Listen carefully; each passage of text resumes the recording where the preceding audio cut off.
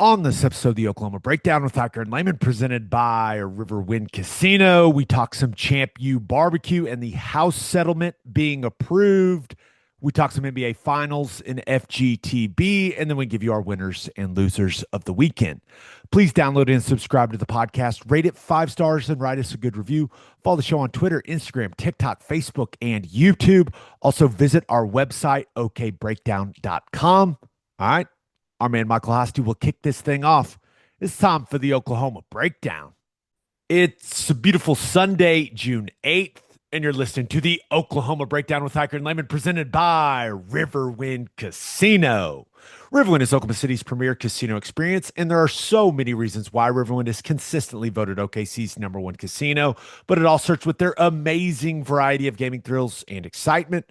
Riverwind's beautiful, award-winning environment plays host to more than 2,800 of the latest electronic games, with a huge selection of table games, including blackjack, match, roulette, and Teddy's favorite, craps.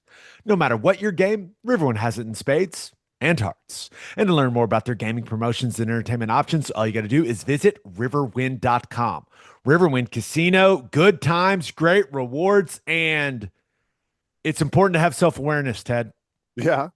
Recording this after game 2 of the NBA Finals would have been dicey, so we're going early. We're going early. Dicey for many reasons, depending on how the game goes. Yeah. Important game coming up. Very important one. Big night in Oklahoma City tonight. And we'll get to that.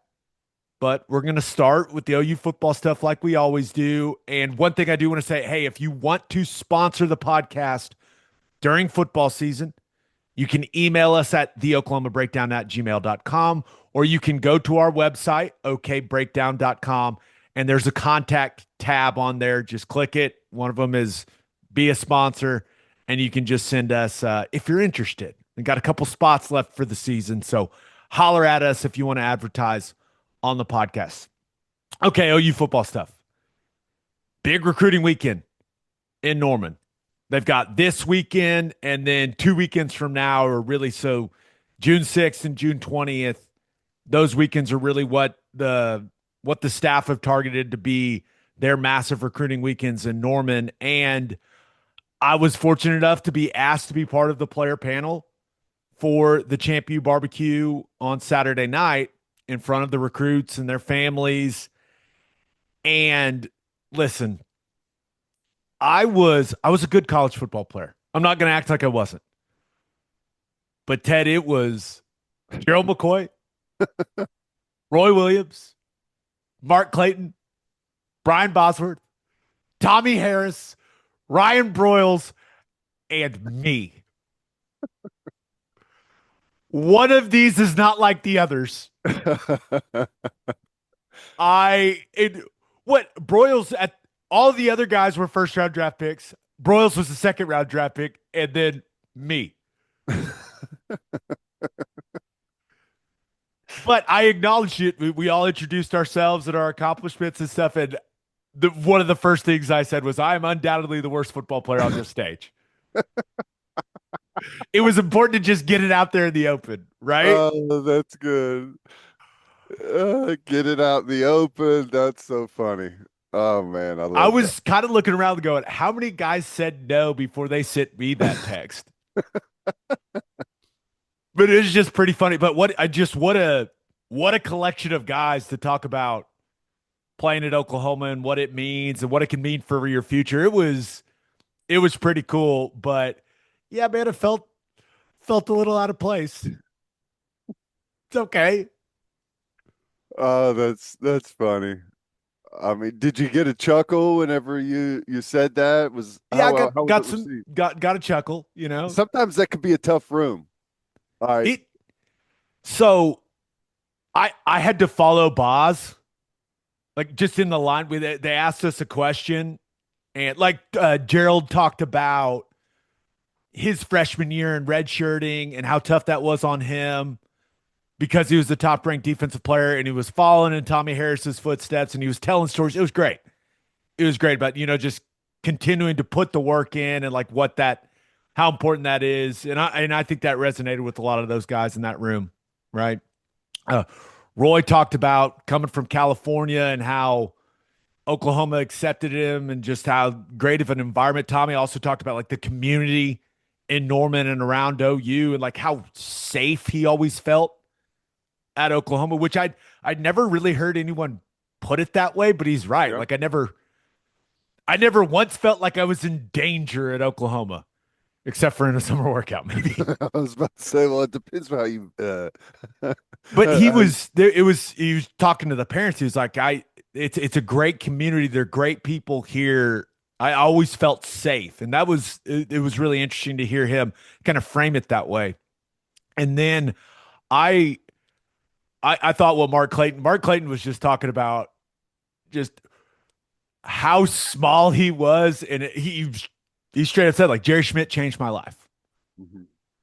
and ended up being a first round draft pick, obviously. But he was great. But I had to follow Brian Bosworth, and the question he got was like, what did it take to win a national championship? And the man, it was a Venables esque. Just I'm talking 10 to 15 minutes straight of what it takes and intense and not sugarcoating anything. It was fantastic. But as he is going, I'm sitting there going, dude, I'm already like the nobody on the stage. And now I got to follow this. Are you Oh my God. serious? He's good. He comes on our show every Friday during football season, and he's really, really good. I mean, he's as you would expect, but yeah, he's always well prepared for that stuff and lays things out really good. So had to follow that, which was great. And like at the end, he's like, just don't quit. Don't quit. And me and Caleb Kelly and Vince Carter were kind of emceeing the panel, and me and Caleb Kelly were looking at each other. He's like, "You're up, dude." I was like, "I'm." Don't ask me a question. I'll just say what I want to say. And as Boz was just ripping off awesome anecdote after awesome anecdote, I was sitting there going, "Okay, what do these people want to hear in this room? Like if I was on the other side, like what would I want to hear?" And so my message was basically two things. First thing was for the recruits. If you don't want to work hard, if you don't want to be coached, if you don't want to be pushed, don't come here. If you want people to tell you how good you are all the time and not get coached, don't come here. Oklahoma's not the place for you. If you want to be the best version of yourself, if you want to get pushed to your limits and beyond what you think you're even capable of, Oklahoma's the place for you.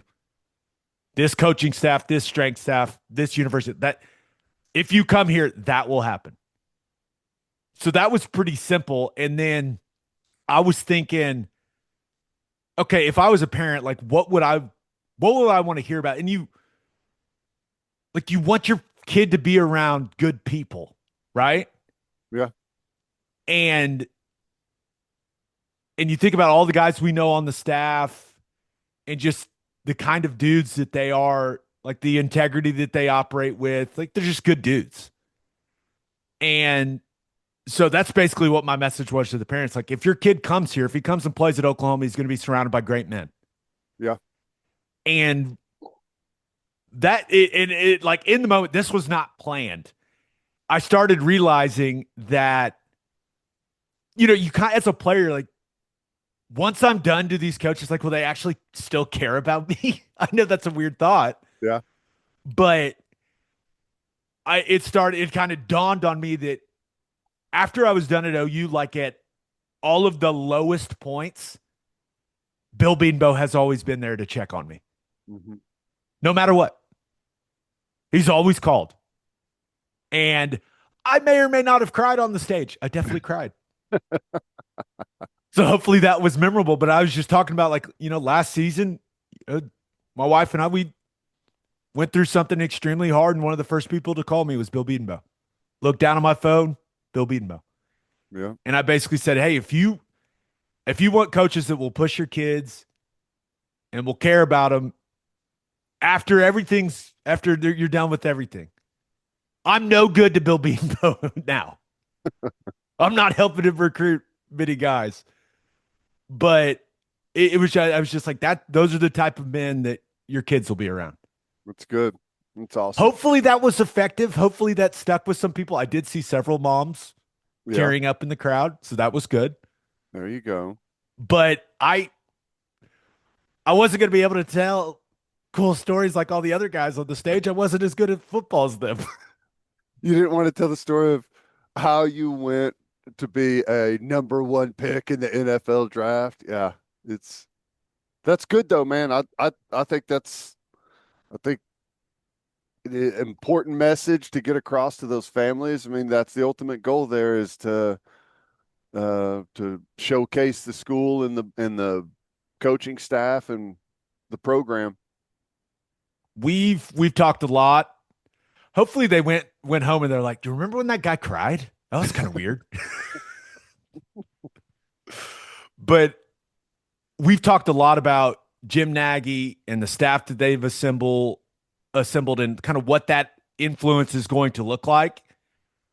And from walking around and meeting a bunch of these recruits, Ted, the influence is gigantic human beings, Okay. large humans. Talked to a couple of the O linemen that were there, had a good conversation with Deacon Schmidt and his family. And I didn't. Is that like the most football name ever? Deacon Schmidt? Big guy. It That's was funny. awesome. I asked him, I was like, "Hey man, where else you looking?" He's like, "Oh, Alabama, Tennessee, USC, Nebraska." I was like, "Oh, so all the other ones. Great. Nice. Good talk." But I just told them, I told them the truth. I don't, I when I talk to these kids, I never lied to them. And Beatonbow was the best offensive line coach I played for, and I had 8 offensive line coaches in the NFL. Yeah. It's And I good just tell ones. them the truth. I was better prepared than everyone else, or at least that's the way that I felt. I certainly was better prepared than everyone else when I stepped into the offensive line room with the Titans. Like it wasn't even close.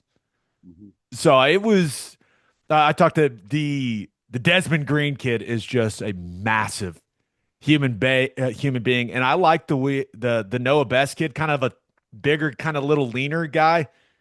You know how I get about those types of linemen. So Oh yeah.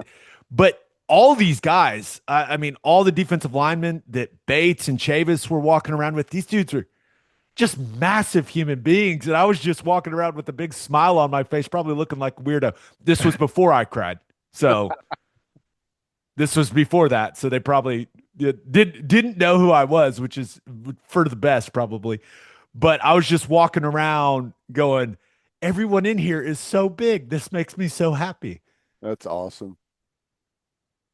You got to have big guys. You got to have that line of scrimmage. You know, we've talked, it feels like it's been a really a struggle since Venables got here to get the roster. I mean, we've talked about the D line and basically holding the party every time we have a D lineman get up over 300 pounds. So yeah, like it's important. Big, we need size, we need length. There was barbecue and food trucks. Okay. Because you're going to do the player panel on the one, not next Yeah. weekend, but the weekend after that. Mhm. Just get prepared to eat, my friend. Well, I was just thinking, I imagine you tried every food truck and the barbecue. That's your style. You don't leave any stone unturned when it comes to food. One of everything was my motto, and I was successful in my mission. But there was, and there Joe John had a tight end there named Tyler Ruxer, and large human was very excited. I was like, "Hey, large human, great!" And it was funny. We all got up on the stage, and I could see Joe John. They were sitting right in front of me, and I could see Joe John telling him he was going through like each guy telling him about him, and he got to me, and I could see him say, "Hey, yeah, he was a sitter," and Ruxer's reaction was priceless. He was like, "What?" Like, yep, that's typically the reaction when you lose 70 pounds. Oh my gosh, that's so funny. It was funny, man. But yeah, the last thing from it, I would say it is very safe to say that OU is doing everything they can to get Bo Bentley. Yeah. So we'll see. I know that quarterback situation in that class is interesting, but are they going to take both of those guys? I don't know how that entire thing is going to work out. That would be, I would say, uncommon in today's day and age of quarterback recruiting, but they're certainly pushing hard for that young man. So we'll see how it all works out. I know you didn't get to see him play or anything, but what did you have an impression Good, of what you thought of Bo Bentley? just good, solid build, man. Yeah. I mean, good looks like a good athletic, and I've seen some of his highlight stuff.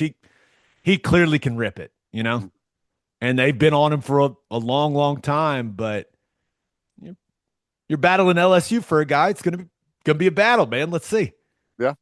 Yeah. Well, I think it's good that OU gets kind of, when it comes to like these big officials, they get kind of the last shot at him. I'm sure he's still going to go other places and everything and go to games throughout the season, depending on when he commits. But I think it was good that we got the last shot. LSU doesn't have the quarterbacks that can reach out to him like OU does. And hopefully that's effective, making those connections with those guys. Mm-hmm. And those guys have more of Bo Bentley's skill set. Like if Jaden Daniels calls him, hey man, you want to be all you have to do is be the most elusive quarterback maybe of all time, and you can win a Heisman Trophy. You know what I'm saying? Like Right. they OU has had guys that are more of his mold and have had a ton Yeah. of success there. So I don't know how much that matters, but OU is certainly trying to leverage that and those guys. Like they're doing everything they can, man. It's the full court press on Bo Bentley. That's what I'll No, say. good. Good. That'd be a big time get for him for sure. Only other thing to talk about really OU football wise, house settlement got approved, man.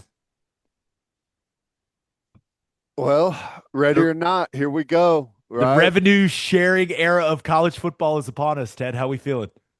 I don't know.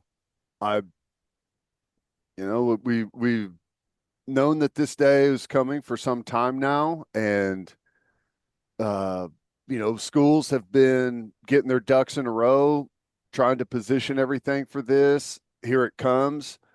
Um, I my hope is that the main thing from all of this, the benefit of it is I think that the hope is anyways is that you can maybe eliminate some of the Wild West huge NIL deals, being able to allocate millions to players creatively, I guess would be the way to say that. You got, 20 million that you got to distribute to athletes. What percentage you spend on football is going to kind of be up to the schools.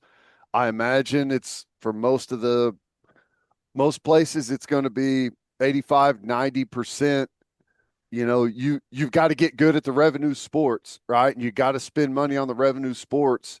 It's going to be hard to spend big chunks of that on sports that don't help the bottom line. I think the good thing is that the NCAA is going to be out of the enforcement business, and that's going to fall to the um, uh,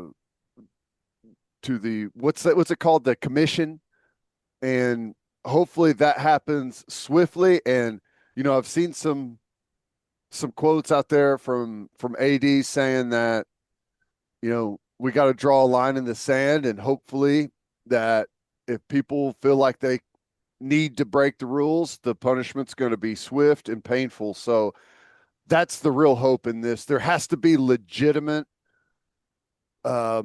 enforcement on holding everyone to the same standards. I think the bad thing is, well, maybe what could be bad is what happens to non-revenue producing sports. I mean, that's the thing you really have to wonder moving forward.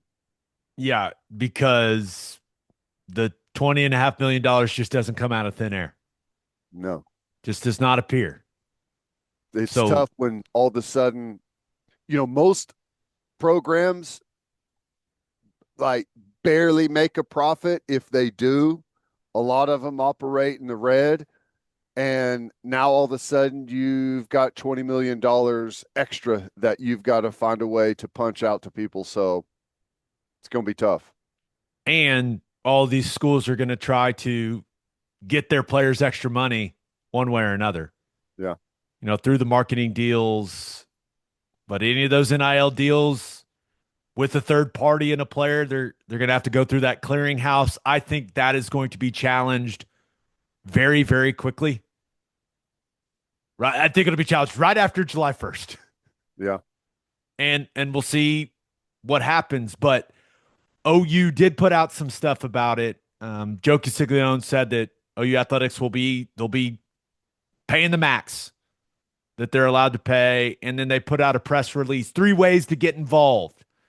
You've got the Sooner Club's Inspiring Champions Fund. You have One Oklahoma. And then if you're a business, you want to team up with some OU student athletes, you can use Sooner Sports Properties. So those are the 3 ways. That's been pretty consistent. I am interested to see once July 1st comes, the collective piece, like this, now that the school can distribute revenue, I wonder if the school can just take over the collective piece. It seems like that would be within the rules. Yeah. It would maybe make things a little more, maybe make there a little more synergy. You know what I mean? But Yeah. I don't know if there's anything preventing that. But that seems like a logical step in my mind. We'll see what happens. We got a little less than a month now till everything kicks in with that July 1st date. Yeah. No, everything's going to be moving quickly. And, that's kind of the interesting thing is, I mean, there's really no good time to do it, but I'm fascinated to see how fast everyone gets up to speed. And, now that this thing, like, how long is it going to be before they're able to see everything that happens and start reviewing NIL deals? And I don't know, it's a lot of work ahead for people. Is the College Sports Commission just the NCAA but different? Yeah, that's what it sounds like. NCAA, but better. Brian Seeley, I guess, is an MLB executive that they're targeting to be the CEO of the College Yeah, Sports Commission. Not going to pretend like I know anything about him, but I don't. I'm cautiously optimistic because I do feel like all of this is going to get challenged in court very quickly. And unless there's some type of federal legislation between now and then, I I don't know. I'm not sure anything's going to change all that much. I know it's supposed to with the House settlement, but there will be legal challenges. And I think that's why everyone's going, okay, this is great. But we all know the legal challenges are coming. And I don't think many people know what's going to happen with that. No. 2 things that I think, because we're going off a court judgment and a court ruling, and like you said, there's you're just not sure how long that's going to last. I think 2 really important things if you ever want to get that done, like you said, federal legislation that gives you like a real, like, some firm footing to stand on. And then whether it's a good thing, bad thing, the players at some point are probably going to have to collectively bargain. So what does that look like? I have no idea, but you would imagine that's going to be probably the next step. And maybe it takes a while because it's one thing in a professional sports league to collectively bargain whenever you've got a set process, and these leagues and how they've operated for a long time. There's precedent there that you follow. And you got in contrast to what you have in college athletics, it's a small group. I mean, what is it in the NFL? 1,300 guys, something like that. And it's probably the most of all the leagues. I mean, when you start talking about collectively bargaining all of the athletes in college sports, that is a huge number of people. It's going to be fine. Uh, It's all going to work out. Nothing is going to fall through. All these people are going to work together. They need the way they need to work together. All the people are going to they're going to follow the rules with the clearinghouse and NIL Go or whatever. It's all going to be fine, Ted. mm-hmm. I got a question for you. Are the Sooners going to run out of that tunnel on August 30th against Illinois State? Yes, Then we're fine, baby. we're fine. As long as we got games to talk about, players to talk about, this pod is going to keep on chugging. That's right. So that's really all that matters. Just play the games. Just as long as the interlocking OU is on the side of the helmet, I'm completely invested. Same here. We'll keep doing our thing. Good luck with all the legal challenges, guys. Again, like we've talked about it before, some of the biggest beneficiaries out of this whole thing has been lawyers. Been a lot of lawyering going on. As a guy that comes from a family of lawyers, congrats. Congrats, guys. Congrats. A lot of billable hours to come.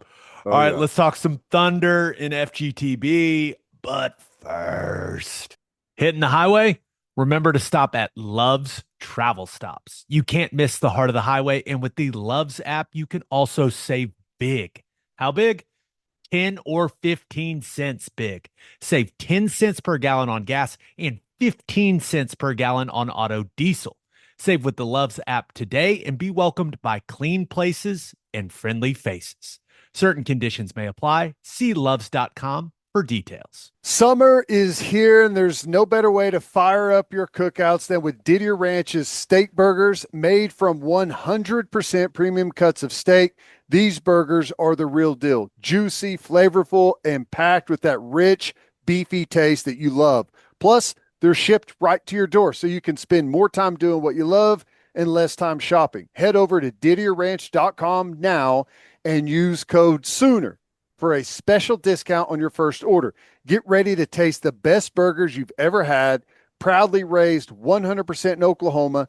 Didier Ranch, steak in every bite. And we are brought to you by Simple Modern, the Oklahoma-owned company and the official drinkware partner of the OU Sooners. This month, to celebrate Dad and backed by popular demand, Simple Modern has released a unique OU tumbler while supplies last. Starting June 6th, grab one for your Sooner-loving dad or get one for yourself. But hurry, this limited fan-favorite design won't last long. We're also excited to announce that Simple Modern will be back this fall with a new limited edition tumbler unique for each and every OU home football game. Plus, with 10% of all Simple Modern profits going to charity, many right here in Oklahoma, you're helping Oklahomans everywhere. Simple Modern, it's good everywhere. All right, time for some football, guys, talking basketball. Big one tonight, but we've had a couple of days to process the Thunder's game one loss. Ted, what do you think? How you feeling? Where are you at emotionally, spiritually? I'm fine. I'm in a fine place. I think that we played pretty poorly. All things considered. Played good defense, forced a ton of turnovers, shot the three okay, but absolutely could not finish anything in the paint. The crazy stat was the points off all the turnovers we forced. What was it, like 19, 20 in the first half? And I think we had like 9 points off of those. That is an anomaly, and I don't think that that's going to continue. I also think that they're oddly, at least in this matchup, I think playing at home, I think we were just amped in the adrenaline, and it took a while to like settle down and find ourselves. I think game two will be much more composed, much better.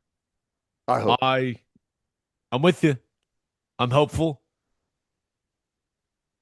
Just thinking about game one, it's just a lot of missed opportunities in that first half.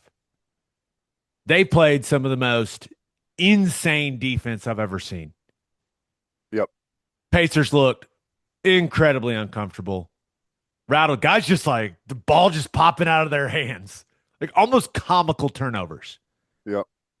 And you just being there, you felt like the Thunder should be up 20 or 25, and you look up and you're like, wait, we're up by 12 at half. It never really felt good.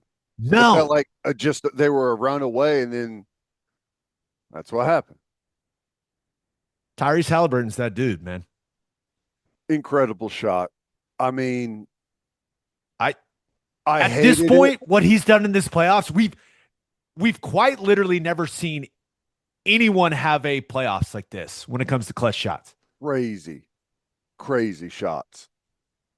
And that one, that finish, just I feel bad because I don't know how it felt there in the arena, Not but good. I knew it was going in before they even inbounded the ball. I mean, that's just kind of how I felt in that moment.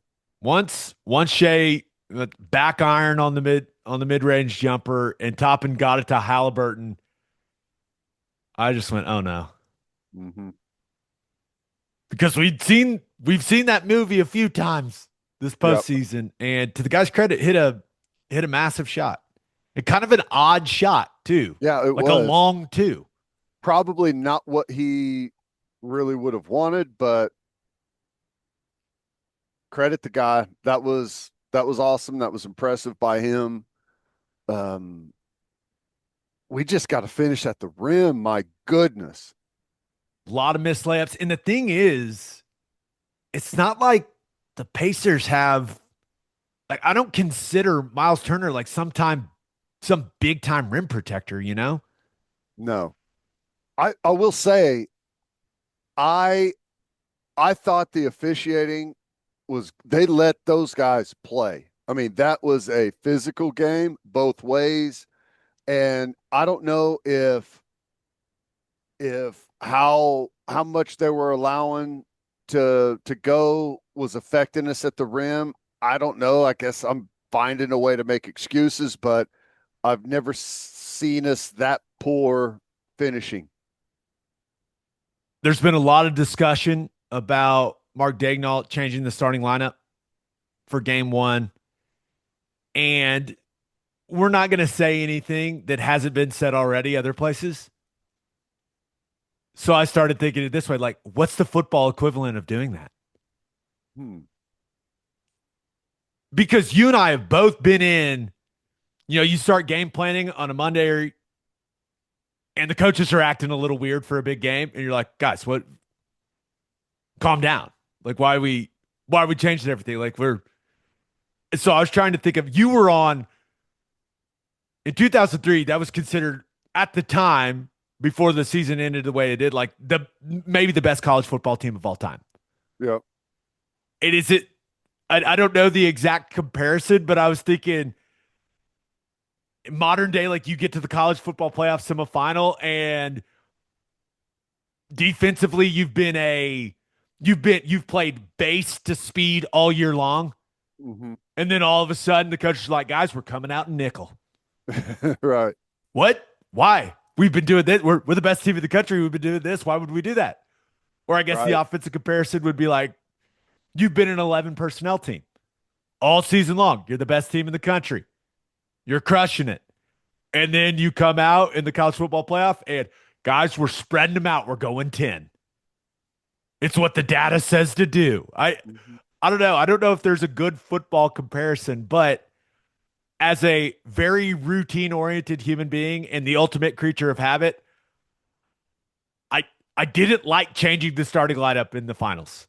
Yeah, I I noticed it, but I didn't. It was just okay. Matchup still. To Mark's I didn't. credit, they did force 19 turnovers in the first half. Yeah, Just make some shots and you're winning by a lot at halftime. yeah. It's crazy because it felt so one-sided, and the scoreboard never reflected how the game felt, you know? It was odd. You had a bunch of guys for Indiana step up, 6 guys in double figures, shot the three really well.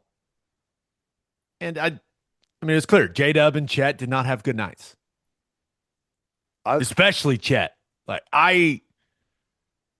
That's one where I was just like, what is going on? He didn't play a ton either. I don't know. It was just strange, man. He was out there, but he just wasn't very effective.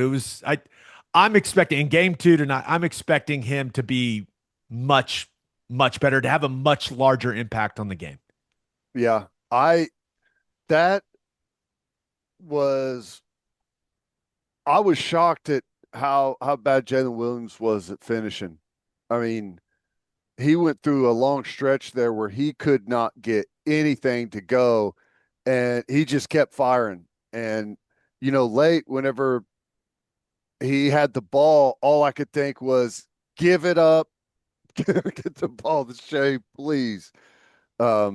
He'll be better though. I mean, that's the one thing I know is that he'll be better. I think we'll get more out of Chet. I even thought that, Shea was a little off. I know he ended up with a huge number, but not efficient. It wasn't a very efficient. Yeah, exactly. And that's it. Overall, with the starting lineup change, the offense just lacked rhythm in a weird way. I thought, especially late in the game, like they played really slow offensively. And that's the one thing when Hartenstein is on the floor, the offense is moving. They're sharing the ball like he does a really nice job of distributing the ball. And it just feels like the offense has more flow when he's out on the court. Now, I can't give you any detailed X and O breakdowns of that, but that's just how it feels to me. Like when he's out there, it feels like that's the best version of them offensively, and things don't get nearly as stagnant when he's off the floor. Yeah. So I'm interested to see what happens with the starting lineup tonight. Either way, I'm gonna support Mark Daignault. You're the man.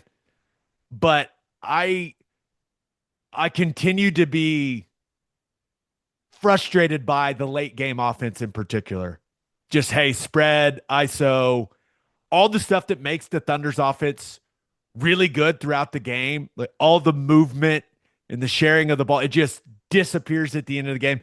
And I know you've got one of the best ISO players in the league in Shea, but if you move the ball and then get it to him and force him to rotate a little bit, he's going to get the ball in a better spot. Yeah. So I don't know, man, but it's been a common theme throughout the playoffs that these last couple possessions, everyone just goes and stands and Shea goes to work. Yeah. Well, it's great if Dort wasn't burying threes. Curious what that game would have looked like because he was hot there for a stretch, and I don't know. Dude, Dort hit 5 threes. Yeah. They forced 25 turnovers and they lost. Yeah. And that's why you go back to our initial reactions to them getting the Pacers. I think you picked the Thunder in 7 and I picked them in 6. It's because I've watched the Pacers all playoffs. Like, it's a really good team. And they can shoot the absolute heck out of the ball. So I am optimistic. I still think the Thunder are a better team. Playing AJ Mitchell was kind of wild. But it sounds so stupid, but man, they got to hit shots. If they don't hit shots, the Pacers are a better shooting team than they are. They just are like it throughout the playoffs. It has been proven like the Pacers are a better shooting team. So the Thunder have to continue to turn them over, cash in on more points off turnovers. They got to get to the line more than them. And they got to just shoot it at a decent clip. It's, dude, just looking at the box score, I mean, if you have a 24-6 turnover advantage, a 4-1 advantage, and you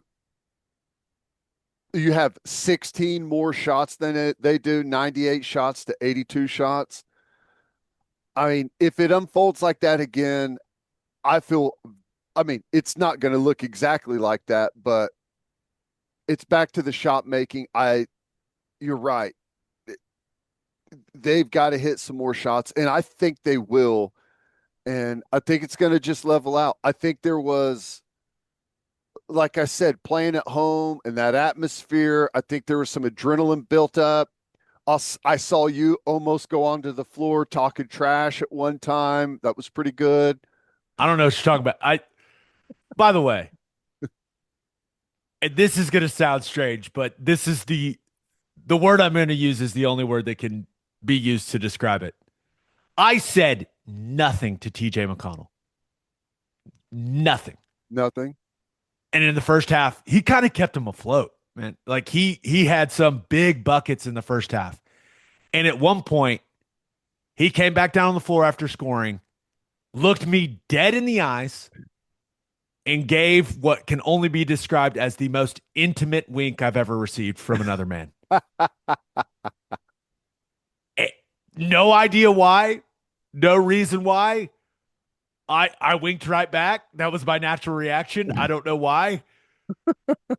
But my wife, our two friends that came with us, they all were like, "What was that?" I was like, I don't do I know TJ McConnell? Like, I guess we're not that far off age-wise. Did I know him at one point? It had me questioning a lot of things. I was like, wait, what is happening? He got me, Ted. You got you. Momentarily, I was questioning everything. Yeah. Listen, I think they were amped up. I think that being such a huge favorite in the series, and I don't know. I don't think that the Pacers showed up and were better than they thought. I mean, they're in the finals. I know they knew how good the Pacers were. I just think the moment, for whatever reason, um, maybe caught them a little off guard. I'm very confident in game two. I, If they were to drop game two, that would be a huge shock to me. that's why we're recording this podcast now. Right. Because if that happens, it would not be a good version of me. No. So one thing to look for early in game two. Clearly, what the starting lineup looks like. That'll be interesting to see what they do there. But I thought Shea. I don't want to say he shot it too much, but like it was a little out of character for him. I think that he was so amped up for the moment, like let's get going. I'm pulling. And the other guys didn't get a ton of rhythm earlier, get involved. And I say all this knowing that they should have been up by 20 or 25 when you look at what the statistics were like in the first half. But he came out and he was shooting and shooting and shooting. Yeah. And this is something he's talked about quite a bit in the past, like getting the other guys involved, getting them in their rhythm. I'm interested to see what his mentality looks like from that standpoint early in game two. Like, Yeah. does he assume more of a distributor role? He's going to take his shots. I mean, he's Shea. Let's not be ridiculous. But trying to get those other guys some confidence and some rhythm early in the game. Yeah. Yeah. I think that'd be good. Yeah. I don't know if he's was pressing because of kind of like how everyone was feeling. Like, why are we not up by 20 right now with how this thing is unfolded? If that situation pulled him into a spot where he felt like he had to do more, I don't know. Game two prediction. Game two prediction. Um, I've got the Thunder winning. I don't know how they get there. It ended up getting to a decent number, but it was a slow, low scoring game early. Um, I think I don't know what the final number is, but I think it'll be a little more fluid of a game. I think the Pacers are going to be a little more acclimated to the type of defensive pressure that they're getting. You don't They'll think they're be going to turn it over 25 times again? I think they'll turn it over a lot, but I think it's going to have a little more, standard flow to the game. And I think we'll hit shots. I think our nerves will calm down a little bit. I like the Thunder. I think it'll be a competitive game, but I think the Thunder pull it off. I think the one of the natural assumptions is, hey, you drop the first one at home. That heightens your sense of urgency. Maybe the Pacers naturally relax, like, hey, we got the Yep. game we needed to get. Mm-hmm. I just don't get that vibe from this Pacers team, man. And Yeah, I I mean, don't like that I don't get that vibe. I think it's gonna be a close game. it's one of those where in a normal series leading up to the finals, I think that may be like kind of the standard operating procedure, but in the finals, I imagine they kind of smell some blood in the water, and the turnover isn't nearly as quick. I mean, you had a lot of time between game one and game two, so it's not like you're really not in preserving your legs state anymore. They're going to go out and try and win game two with everything that they've got, I would imagine. They won game one, and I'm not sure. I don't think they played well. Oh, there's no way they do. And they came in and stole game one. And one other thing, I found myself sitting there game one, like, hey, when are they going to jump into a zone? When are they going to try to disrupt the Thunder with the zone? I I don't remember them playing zone at all, Ted. So they still have that. They still have that card to play. Yeah. So I don't know, man. Yeah, I'm with you though. I don't think they played good. I mean, there was a point in the game where I think both teams were shooting like 30% from the floor.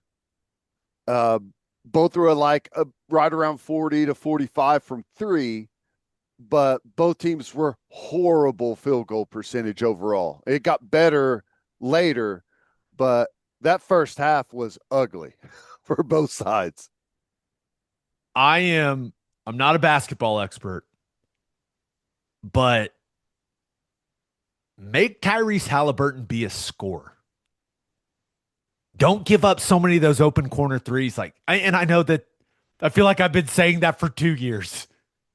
It's what they do. They try to take away like everyone get into the paint. That's how the defense is designed. I get it, but make him take a bunch of shots. He wants to pass the ball to open guys for threes. That's what he wants to do. Like that's how he plays.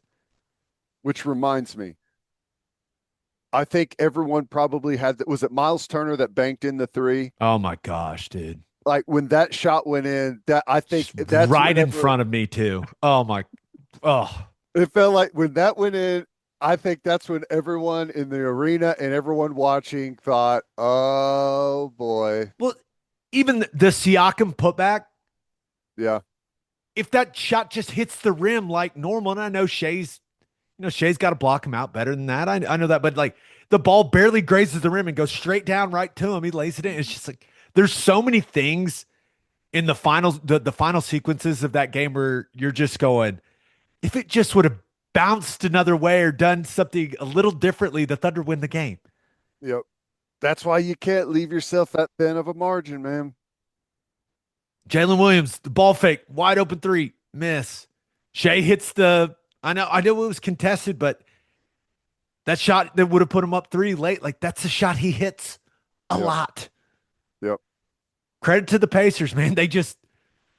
Team just won't die. No, and I started to get really nervous before game time on Thursday, just because everyone was picking the Thunder in 5. All right. And maybe they win it in 5. But I'm just like, my I goodness, it just makes me incredibly nervous when everyone is just knows the result of what's about to happen. I when we initially reacted to the matchup, I had the Thunder in 6. And then I listened to too many NBA podcasts, and I was like, oh, I guess it's going to be Thunder in 5. Yeah. That Yeah. that being said, plans are now in place to be at Game 6 in Indianapolis. So we are. If the Thunder, I'm hoping the Thunder have a chance to win the franchise's first NBA championship in that game. Would it be ideal for the Thunder to rip off 4 wins in a row? Clearly. Finishing it off at home, amazing. Yes, sign me up for that. Pacers are good, man. We're we're going to Game 6, and I'm pretty sure that thing's going to happen. So we'll Who see. all was at the game? I watched it all, but for whatever reason I didn't see a whole lot of shots of anyone stand out that was at the game. Shaq was sitting right by us. That was cool. Yeah. He's hard to miss. I Yeah. saw Dwight Howard there. Okay. Yeah. A guy named Drewski, which, dude, I'm not a pop culture guy. Don't know why he's famous, really. I think he's really funny. I think that's why he's famous. He was wearing like a Texas practice, like football jersey. I don't know. And I was just like, what is this guy doing? That was weird. I don't know what was going on there. Throwing out the flag, Texas fan going into Oklahoma City. Okay, I Yeah, get but you're playing the Pacers. What, you know? yeah. It, I don't know. I don't care who's at the game. I just want him to win. Yep. But I saw Adam Silver. There He you was go. there. How's he look in person? He is an odd looking guy. He looks kind of like an alien. That's hard to debate. Very nice man, though. I've had the Yeah. pleasure of talking to him a couple times. Very, very easy guy to talk to. Oh, one last thing. They got to put the final stuff on the court. It looks too, it doesn't, the court needs to look different. And it's not up to the Thunder. The NBA messed up. Like there's got to be a finals logo somewhere on the court so that Was when there you not? I are didn't looking at notice the that. court, there needs to, like, you need to be like, yes, that is an NBA finals game. Huh. When I watch it, when the Thunder win the championship and I'm rewatching game 5 or game 6, 20 years from now, I want to see the finals logo on the court. That's interesting. I wonder why it wasn't there. I don't know. There's just a giant YouTube TV logo. Awesome. That's how bad I am. I didn't notice any of that.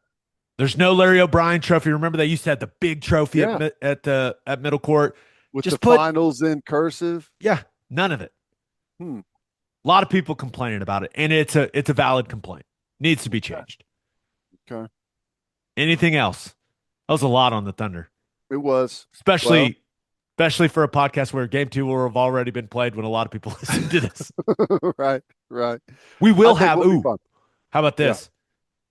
Monday, we're going to record an In the Weeds with our guy, Antonio Daniels. Yes. So we'll be able to talk about what happened in game 2 with AD, kind of talk adjustments, looking ahead to game 3.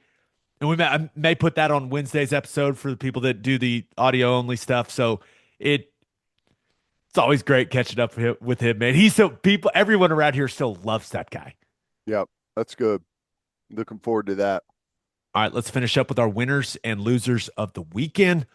But first, Schwab Meat has been smoking the highest quality meats, hot dogs, and sausages in OKC since 1912.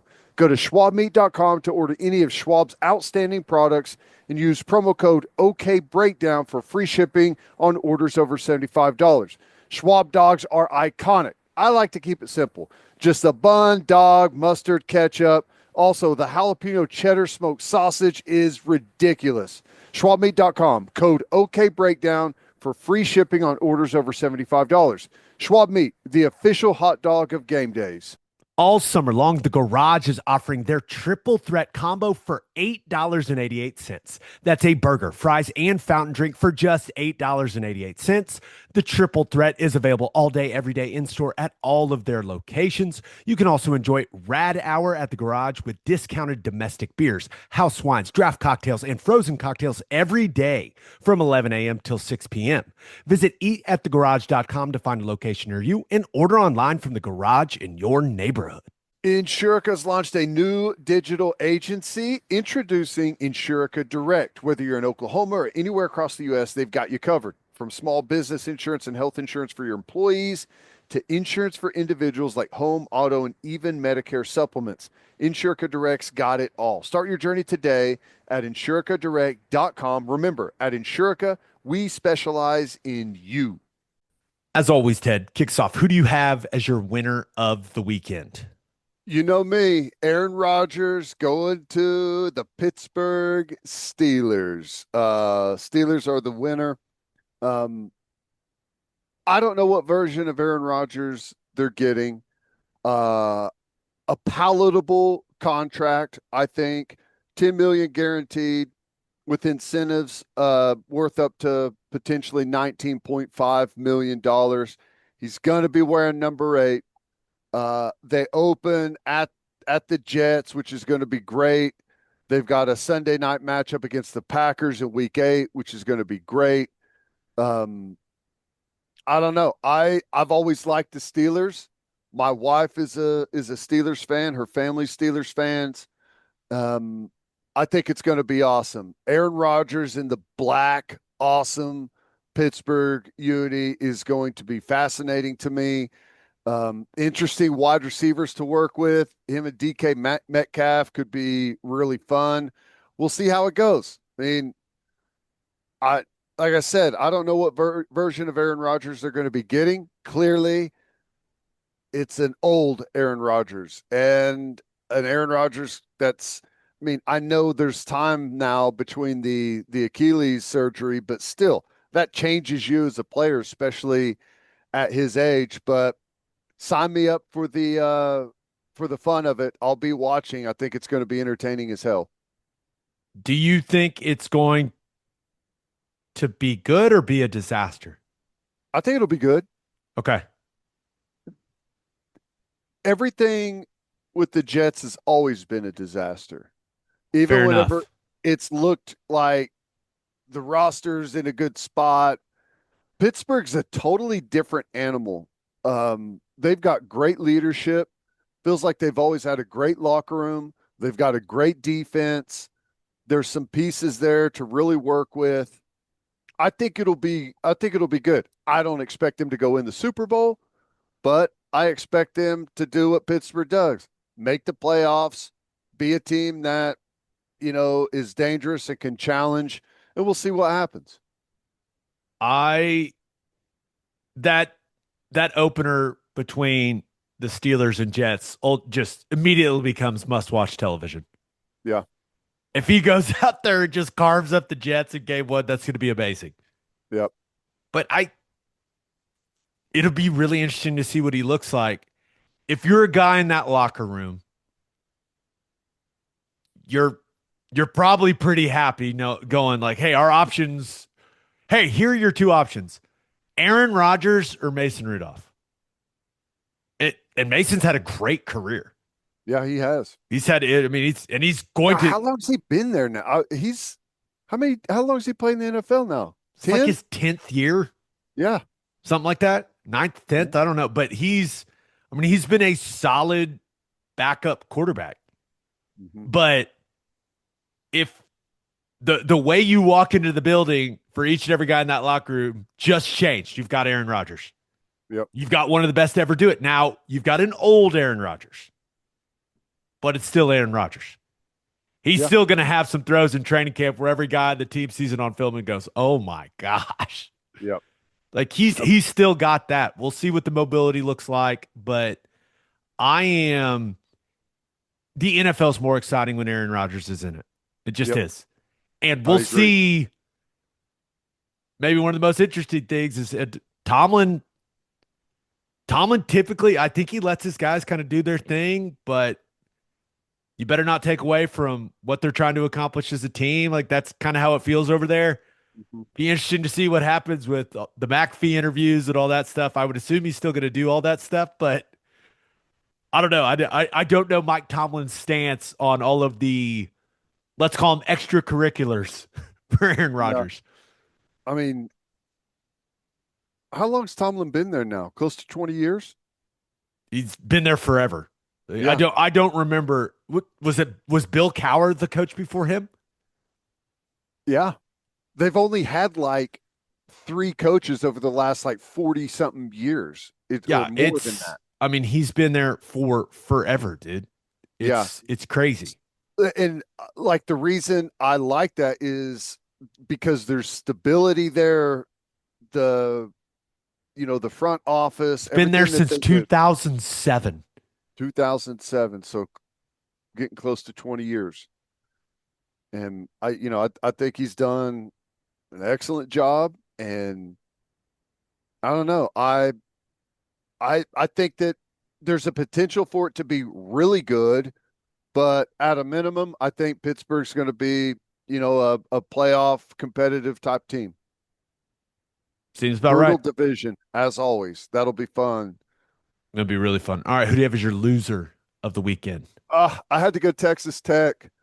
Um, Game one was awesome. It was strange. There were some things that happened in that game that were odd.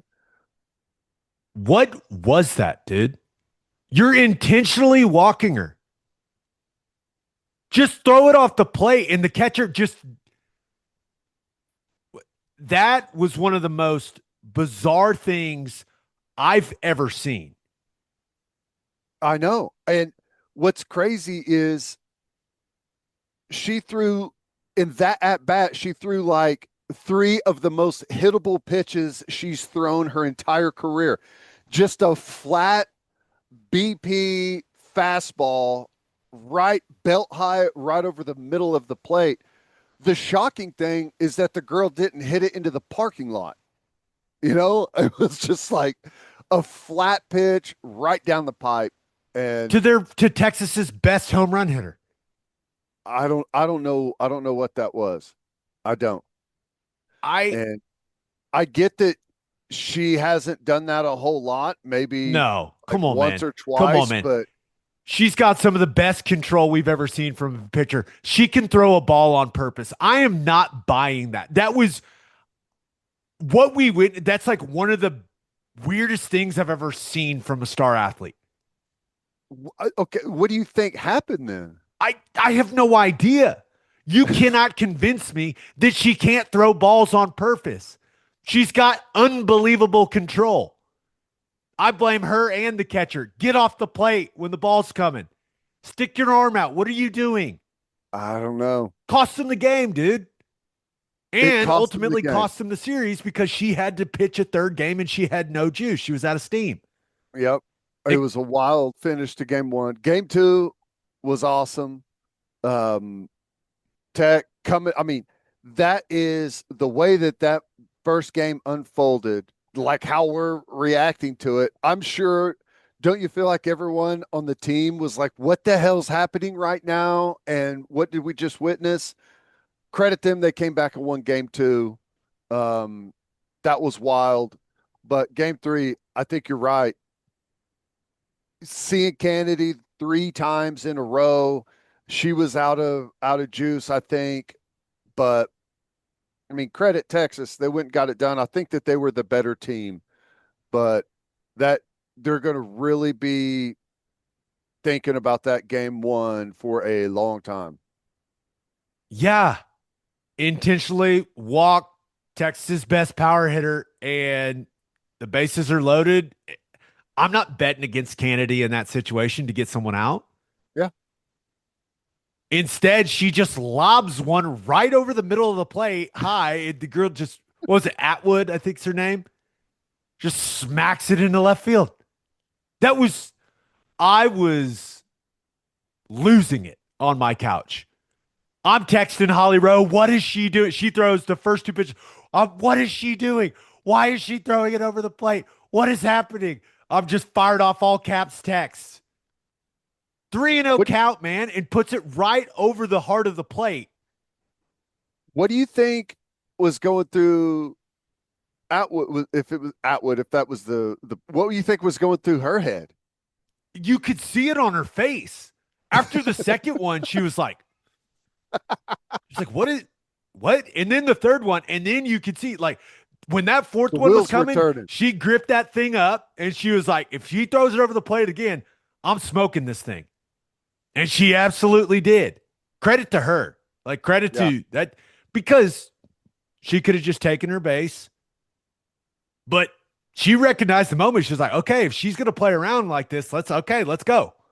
Yeah, That's a heck of honestly, it's a gutsy swing. it is. But It is. I also wonder what the communication was between her and was Mike White at third. I didn't even notice like he usually is, but I know he switched it at one point. But I wonder what was going on there between hitter and coach and all of that. That exchange is going to be one that's talked about in softball for a long time.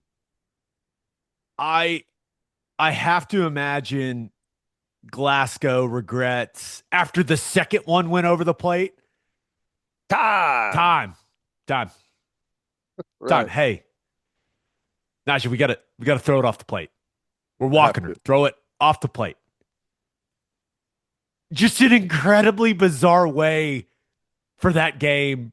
And I know that didn't like end the game in the moment. They still had their chance, but just so strange. Everyone, oh, she doesn't do it often. What are you talking about? She's like the most precise pitcher we've ever seen. I know she could throw balls on purpose. What was that, man? I still can't believe it. Clearly, I'm yelling. I don't know. And maybe I'm mad because Texas ended up winning a national title because of it. Maybe that has something to do with it. I don't know, but in the post game, the coach, at least the clips that I heard, never really addressed it or anything, which I totally understand. It would be very easy, and I always say this is why I would be horrible as a coach, because I would have said, I don't know what the hell that was.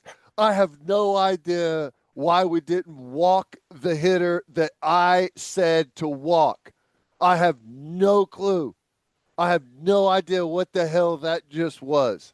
Ask her. He was like, he didn't even address it. He just moved right along, which is probably the right way to handle it instead of going in there and ripping your best player. But I had no idea. I'll never understand it. No. Nobody. Congratulations to the Texas Longhorns on their national title. Awesome. What did it? I don't know. Hey, Kennedy's going to be back again next year for Tech. I saw she signed another deal, so I would assume Texas Tech is going to be back in the mix. And they should be able to weaponize this trip to the championship series to get some more players too. So I think Texas Tech softball is, at least for one more year, going to be a big factor in this thing. I wonder if there's some fine print in that contract about intentional walks. Championship series. We get to recoup some of our money if that happens again. I'm not the only one that made the joke, I'm sure, but I can't tell you how many group texts was, well, turns out $1 million can't buy you an intentional walk. What was she doing?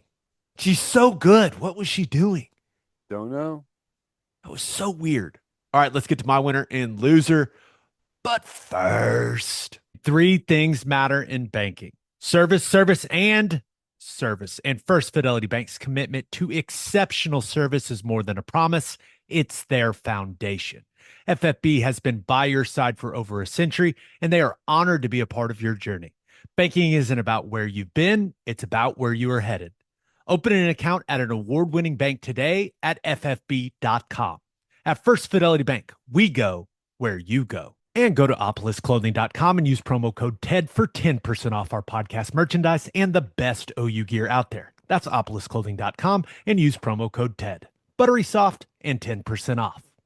And we are brought to you by Mando. New customers can go to shopmando.com and get 20% off site-wide with our code OKBreakdown. Summer's here, and that makes the deodorant you choose very, very important. If you've been struggling with the heat and the humidity, we've got great news from you. We're introducing the Mando Deodorant Plus Sweat Control Solid Stick. It is double protection. Finally, you get the odor control you love with Mando Plus powerful sweat control. And Mando's starter pack is a perfect thing for new customers. It comes with a solid stick deodorant, cream tube deodorant, 2 free products of your choice, and free shipping. But new customers get 20% off site-wide on shopmando.com with our code OKBreakdown. That's SHOPMANDO.com, code OKBreakdown for 20% off for new customers. Please support our show and tell them we sent you. Mando's got you covered with deodorant plus sweat control. Say goodbye to sweat stains and hello to long-lasting freshness. Need the sweat control in the summer, Ted. Yes, with all this rain, it's swampy out there, man. yes, you do. Ooh. My winner of the weekend. Thought about going with Coco Gauff. Little Saturday morning tennis, babe. I love when they're playing over in Europe. You wake up, you got the coffee, you're watching some championship tennis. It's great. Love that No stuff. big deal. No big deal. Just watch the finals in the morning. Sabalenka, you talk about unforced errors. Whoa. She was spraying it. I guess it was really windy, but she was just spraying it all over the place. But credit to Coco Gauff. Got off to a very slow start, got in the hole, battled back, and then was really strong in the second and third set. The first American to win the French Open since Serena Williams in 2015. Dang. Okay. Yeah. Only 21 years old. She's one of those athletes. She feels like Scotty Scheffler's more dominant than Coco Gauff, but she feels like one of those athletes that's going to be in our lives for like the next 15 years. It's crazy that she's just 21 because I feel like she's already been around for quite a while. I know. You're just like, oh, wow, she's going to be in my sports life for a long, long time. Because I only really watch the majors for tennis. She's going to be in the mix for a long, long time. So congrats to Coco. USA, USA, USA. Right. But there's some horse racing this weekend, Ted. Oh, man. How was my winner of the weekend? Let me explain. My winner of the weekend, Sovereignty. Dang, man, that just blew by journalism down the stretch to win the Belmont Stakes. Just stepped on the gas. So Sovereignty, hey, won the Derby, didn't run in the Preakness, wanted to rest him. Looks like a good decision because just a dominant finish to the Belmont. That horse is going to live a very good life. The rest of that horse's days, he's going to be having a great time. That being said, kind of a bummer now that he didn't run in the Preakness because he looks like a Triple Crown worthy horse. But there was a white lie told in the Ikard household. Uh-oh. Had a busy Saturday. Didn't watch the race live, but my sons knew the race was happening. So I told him there was a massive thunderstorm at Saratoga and the race was delayed to today. Okay. And they're up now. We started recording early, but they're awake now, and they are very excited for the rescheduled Belmont Stakes that will take place today on television, Ted. Do they have a favorite, or do they just like to watch the race? My oldest, massive Sovereignty and massive journalism fan. So I think he's going to be happy with the outcome. It's a 1-2 finish for those two horses. Yep. So I think he's going to be excited. I will show them the race today. I will pretend like it is live. And it should be a happy outcome because those are He like my oldest like gallops around the house and he's like, "I'm sovereignty." It's weird. He seems. I know it sounds weird. The kid's just really into horse racing right now. Okay. Oh, that's funny. I love It's, that. so yeah, had to little white lie, but we're gonna watch it today and they'll be fired up. That'll I be will fun. leverage it into them doing some of their chores at the house so that There they we get to go. watch it. But yeah, we congrats to sovereignty. Well, that'll be great. It's gonna be pandemonium in the house later today. One thing about that race, and I've never noticed this. Maybe it's a thing. Maybe it's a horse racing thing. The guy on the call and his call was excellent down the stretch. He was like, and there's no doubt who the best 3-year old in the world. It was great. But he kept using fractions. Yes.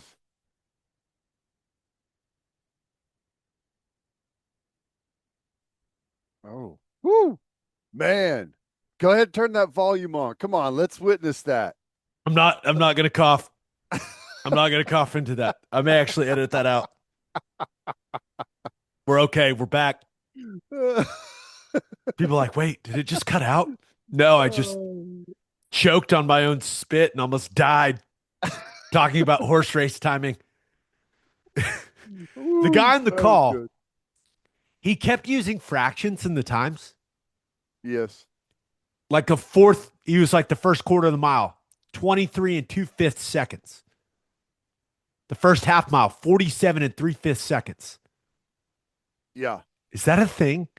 I think I think they do it to keep I think the old like stopwatches were that way or something because it's just it's always been how they call race times. I've I don't never noticed it.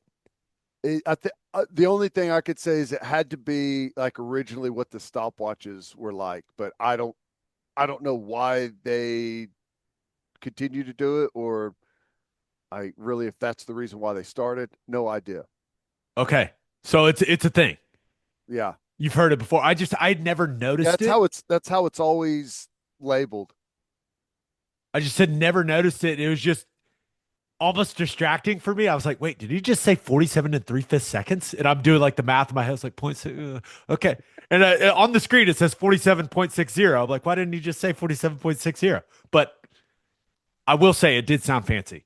Yeah. It does sound it gives it a little nostalgic feel. I like it. I think I'm going to start using that like in my everyday language. That's going to become part of the lexicon.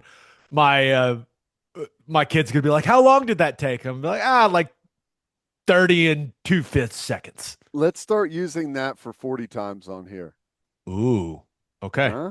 I like that. What's he run? Oh, he runs a 4 3/5. What?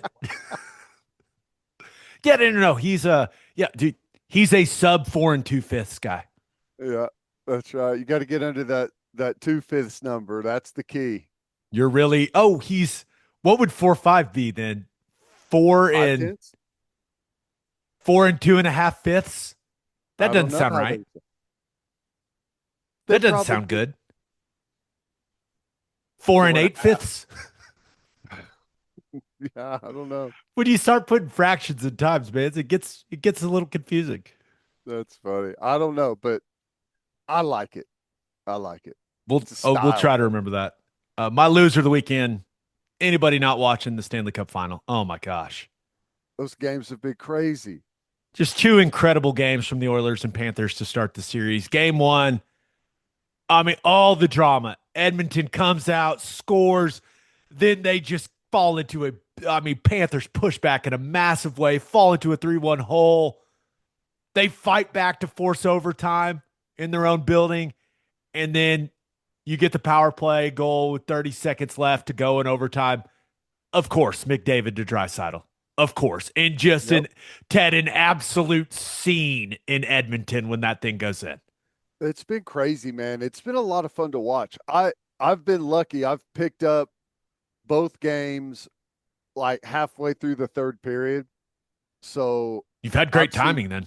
a lot of drama. It's been awesome. Yeah, because game two, Edmonton scores with 17 seconds to go in the third period to make it 4-4 and send it to overtime. It goes to a second overtime, and Marchand does it again, man. Gets out. That dude must be really fast on skates. Yeah, Or just have incredible timing. Like he has these breakaways where he just looks like the fastest man alive. it's crazy how I mean, you could imagine that with those games going as long as they did, that it would really start to slog along, but they are selling out. Every game is an absolute sellout, and they legs look good even late. That's one thing. I have no gauge for how tired these guys are in these overtimes.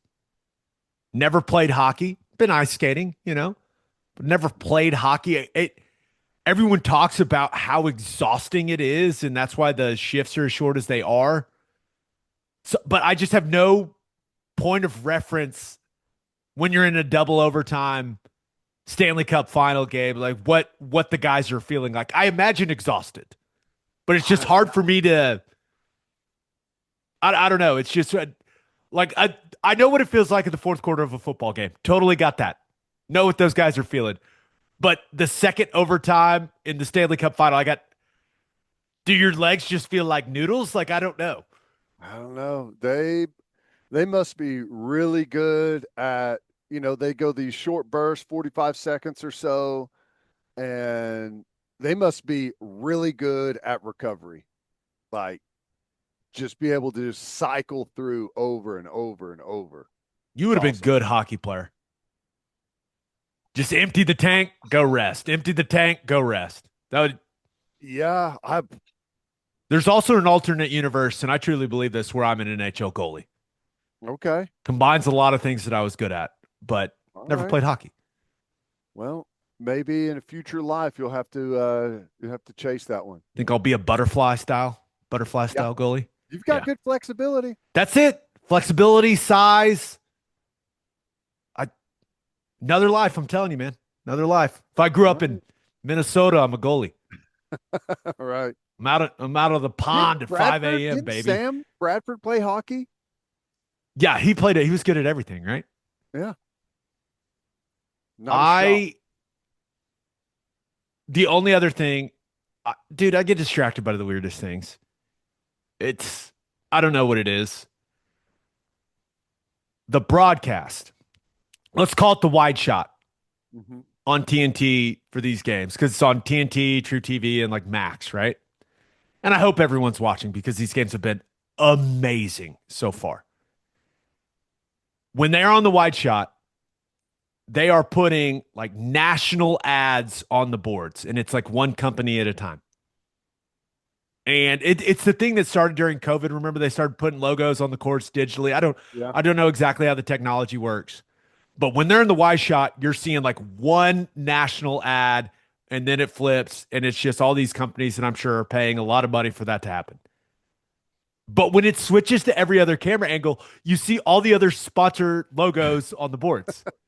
So it's like you've got the wide angle, and there's just one, and then it goes to a different camera angle, and there's all the local sponsors that have been there all season. I don't know. It's very distracting for me, and I hate it. I was that way with baseball whenever I first started seeing it back there behind home plate. Yeah. Like, hang on a second. That's not right. Something's going on here. I'm being manipulated is what's going on in this situation. But this is exactly what they're trying to do. They're trying to get me to just stare at the boards instead of stare at the ads on the boards instead of watch the actual hockey on the ice. That's right. Because it's so funny. It's like it's one company, and then it goes to the other angle, and there's 75 logos on the boards. Just a little distracting. That's all I'm saying. It kind of seems unfair to all those sponsors that have been rolling with the team all season long. Just say it. I'm sure it's in the contracts, but I'm just saying. It's kind of shocking how good it looks, though. You know what I'm saying? Shocking. Like, yeah. How they lay it over. I don't know how it works. Legit. Yeah. I've got bad news. No birthday shout outs. Oh. Not a single one. Okay. Well. So, I don't know. That may be a first. Maybe not a lot of summer birthdays. I don't know. Okay. On that note, episode 535 in the books. We'll have a new podcast that'll drop on Wednesday. Really hope we're in a good basketball mood. Come on, man. Just a reminder, please subscribe to the podcast wherever you listen to podcasts, and please subscribe to our YouTube channel. Also, check out our website, okbreakdown.com, for all of our stuff in one spot. Hope you all have a great start to your week. And until next time, we appreciate y'all for listening. Do what you always do, Oklahoma. Take care of each other.